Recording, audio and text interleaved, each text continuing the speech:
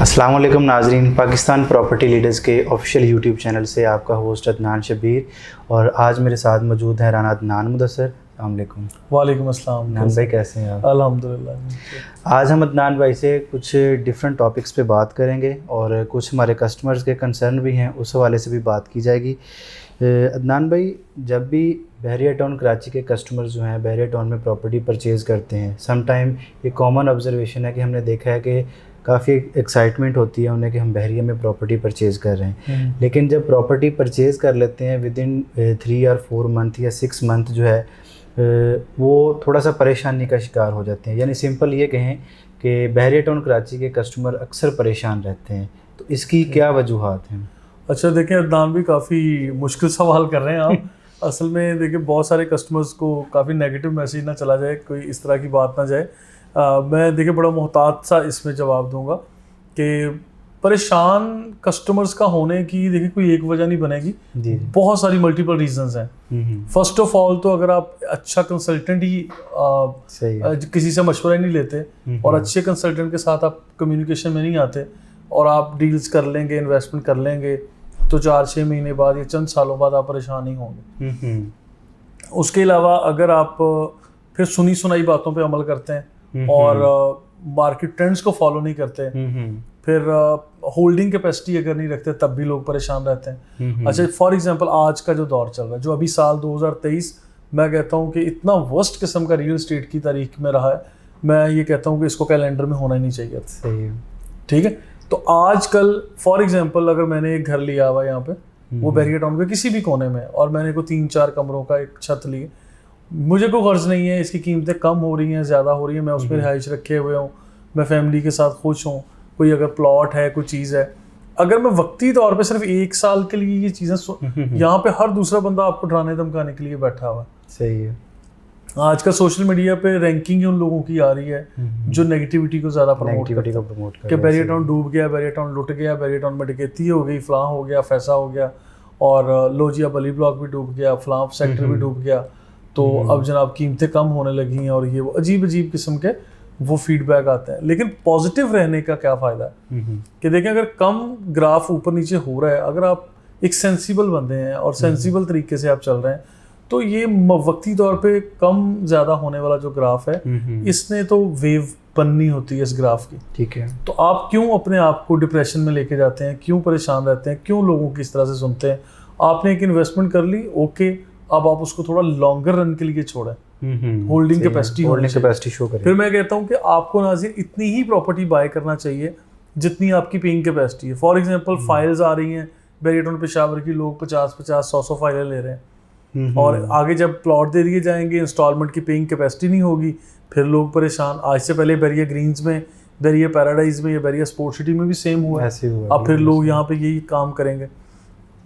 आप सिंपल एक प्लॉट ले लें, 2 ले लें, जितनी आपकी फैमिली या आपकी जेब इजाज़त देती है, आप उतनी चीज़ें लें। और फिर दूसरी बात है, आपने कमर्शियल में इन्वेस्ट किया, रेजिडेंशियल में किया, या कोई भी है, आप मैच्योर प्रॉपर्टीज़ लें।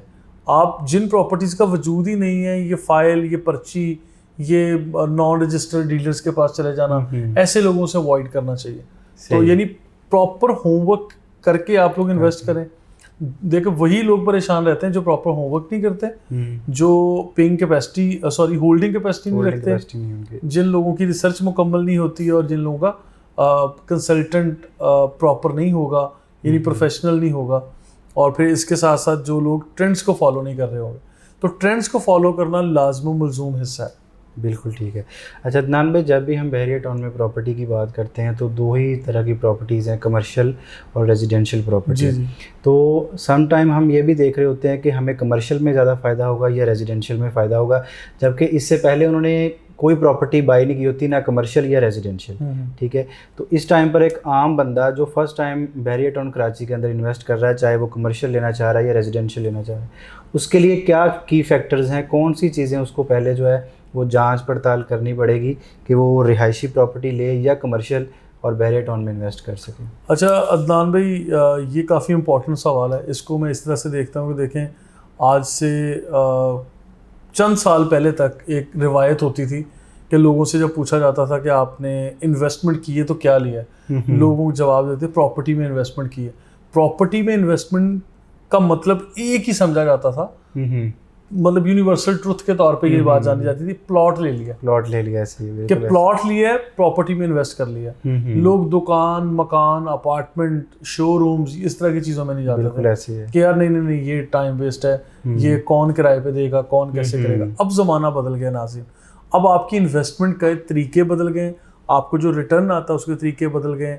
फॉर एग्जाम्पल किसी शॉपिंग मॉल में कोई बड़ा ब्रांड आ रहा है, आपको स्क्वायर फीट स्पेस आपने खरीदी हुई है और आपकी उस स्क्वायर फीट स्पेस के एवज आप लोगों को रेंटल्स पे किया जाता है। बिल्कुल ऐसे इस तरह से फॉर एग्जांपल जे डॉट देख लें या कोई और बड़े ब्रांड्स हैं, वो गारमेंट्स के हों या जूते कपड़ा से मुतल्लिक कोई भी, तो वो इसी तरह से चल रहे होते हैं और लोग इसी तरह उस पर काम भी कर रहे हैं।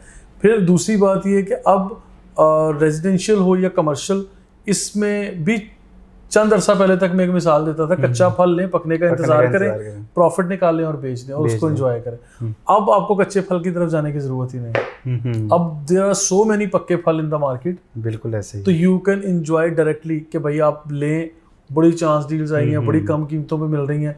उसमें अपार्टमेंट हो तो कम से कम ग्रे स्ट्रक्चर बिल्डिंग बनी हुई होनी चाहिए। आप कोई दुकान ले रहे हैं, कम से कम रेडी हो। आप कोई विला ले रहे हैं, कम से कम फिजिकल एग्जिस्टेंस हो। आप कोई प्लॉट ले रहे हैं, 100% इंफ्रास्ट्रक्चर के साथ डेवलपमेंट मुकम्मल हो। सोसाइटी के डॉक्यूमेंटेशन को चेक कर लें, कोई चार्जेस कुछ पेंडिंग नहीं होना चाहिए। यानी ऐसा ना हो कि आज आपने एक 100 रुपये की प्रॉपर्टी ली है, कल जब आपने उसमें रिहाइश करनी है तो उसमें कोई 100 रुपये और खर्चा निकला है। यानी हिडन चार्जेस ना हो। हिडन चार्जेस सबसे ज़्यादा तकलीफ दे अमल है।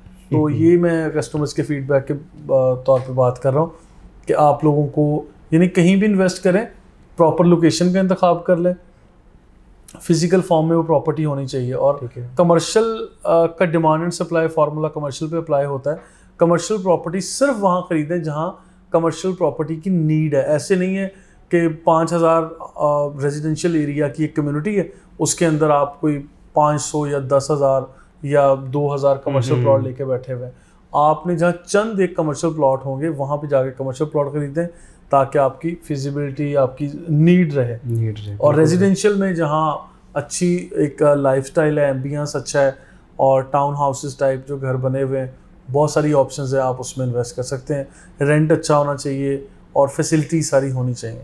अच्छा अदनान भाई, लास्ट क्वेश्चन है कि चूँकि 2 ही तरह की प्रॉपर्टीज़ हैं, तो इस टाइम पर अगर हमारे कस्टमर कोई चांस डील या ये कहना चाहूँ मैं कि इस टाइम पर बहरिया में इन्वेस्ट करना चाहते हैं और वो स्पेसिफिकली इंटरेस्टेड हैं रेजिडेंशियल में या कमर्शियल में, इस टाइम पर जो 3 टॉप ट्रेंड रिहायशी प्रॉपर्टी हैं वो भी हमें बता दें और कमर्शियल का भी डिस्कस कर दें। अच्छा देखिए, कैटेगराइज करना समटाइम मुश्किल होता है, लेकिन मैं बता देता हूँ कि मुझे पैराडाइज विलास, लग्जरी विलास जो हैं 500 गज के, ये काफ़ी ज़बरदस्त डील लगती है नाज़रीन। और मैं अक्सर ये कहा करता हूँ कि कंस्ट्रक्शन मटीरियल के एवज समझ लें आप ये प्रॉपर्टी ले रहे हैं, कॉस्ट ऑफ लैंड आपकी बिल्कुल ऐसे ही। अगर आज 500 गज का प्लॉट लेकर बनाने की तरफ जाएंगे तो वो कहीं से कहीं बात कर जाती है।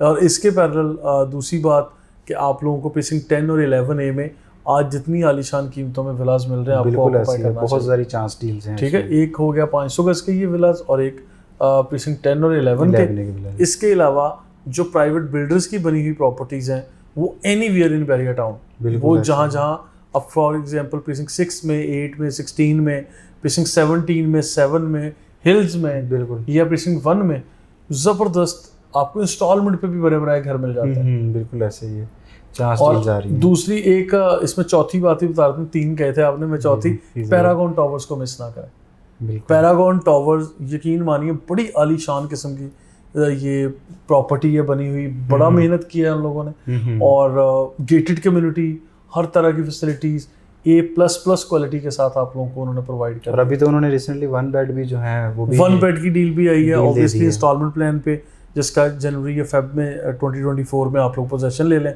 और वहाँ रहते हुए भी किस्तें देते रहें।